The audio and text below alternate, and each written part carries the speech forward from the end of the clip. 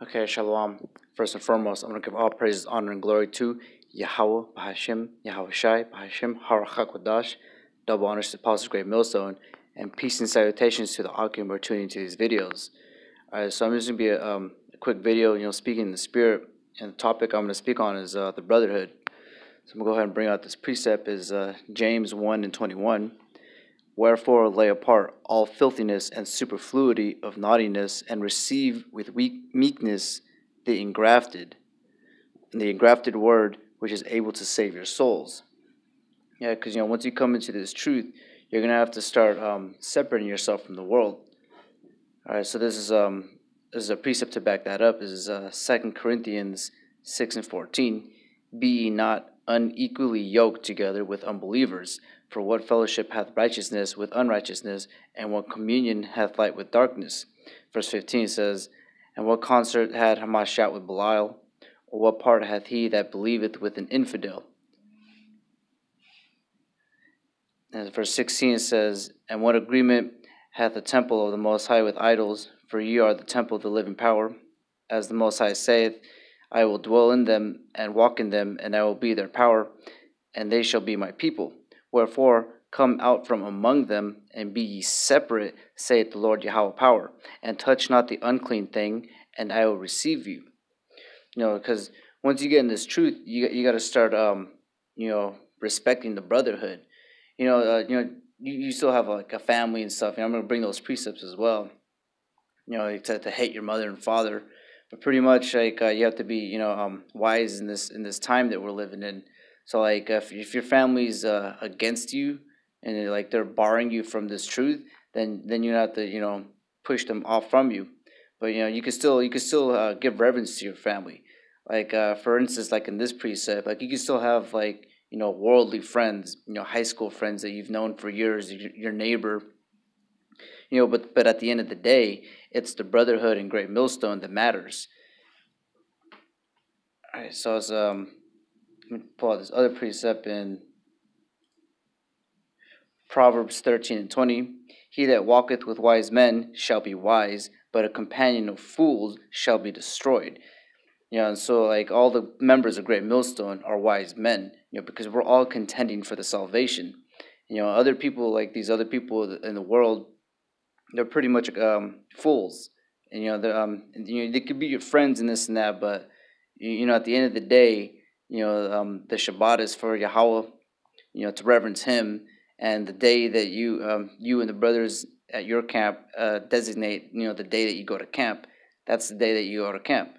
And you shouldn't have to put it off on a day like, oh well, today I'm gonna go fishing with my neighbor, this and that. Like you can go, hang out with your friend, but ultimately your friend's not gonna there's not an angel dwelling with him. So when you're dwelling with your friends in the world, it isn't the same as dwelling with the brothers inside your camp.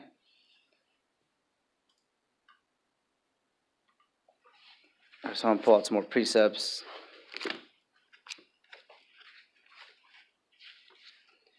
All right, so this is Luke 14 and 26.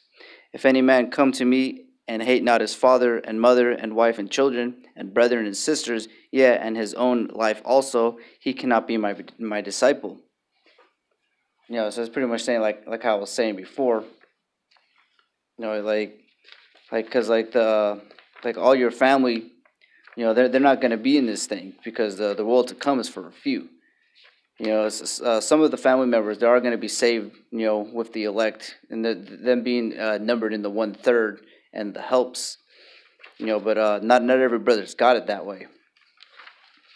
The Lord, He deals with what's the word? Like it's very like everything is unique. Nothing is really the same. So I'm gonna pull out another precept. So it's Matthew 12 and 46.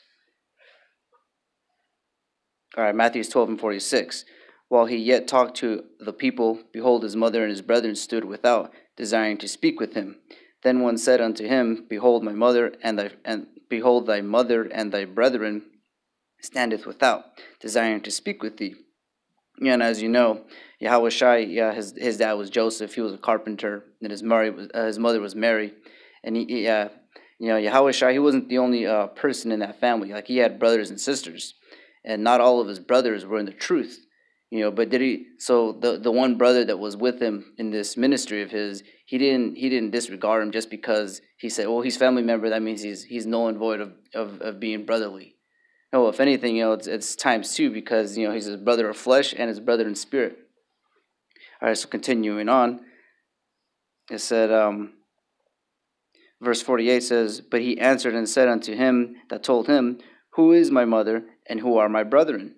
And he stretched out forth his hands toward his disciples and said, Behold, my mother and my brethren. For whosoever shall do the will of my Father, which is in heaven, the same as my brother and sister and mother." So if you have like family members who are locked in on this thing too, well then, congratulations. They're in this thing. They're brothers. In the flesh and in the spirit. But then other people who aren't, pretty much, you have to just disregard them. Be not equally yoked with them because they're pretty much in the congregation of the dead.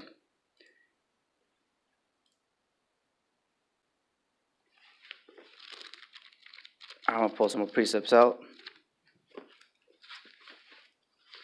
All right, so this is Ecclesiastes 4 and 10.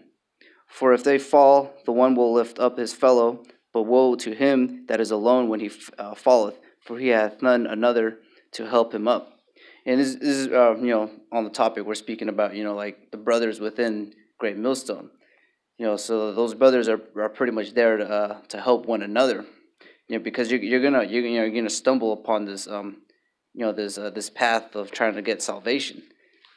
And a worldly person like your neighbor, like even like not in the truth, like your neighbor isn't gonna like go above and beyond just because he's your neighbor. Like if so to speak, if your daughter's got cancer, your neighbor isn't gonna come out of pocket and then help you out just because he's your neighbor. No, but the neighbor within the brotherhood, whatever it may be, he's pretty much supposed to be there. He's your support group. All right, so I'm gonna go back in James for this precept. All right, so this is James 5 and 19. Brethren, if any of you do err from the truth, and one convert him, let him know that he which converted the sinner from the error of his way shall save a soul from death, and shall hide a multitude of sins. Because that's pretty much what we're doing. We're going out there, and we're preaching the name of Yahweh Bahashem Yahweh Shai, so that we can gather the elect. Because all those elects, whether they're not sealed or sealed yet, they're still brothers. They just got to get to know you in this truth. All right, so I'm gonna finish it off with this precept in 2 Timothy. So I'm gonna get to that real quick. All right, 2 Timothy 2 and 10. Therefore I endure all things for the elect's sake, that they may also obtain the salvation which is in Hamashiach Yahweh Shai with the eternal glory. All right, so that's the end of this video. I want to give all praise and honor and glory to Yahweh Bahashem Yahweh Shai Bahashem Har Kakodash and Shalom Akim.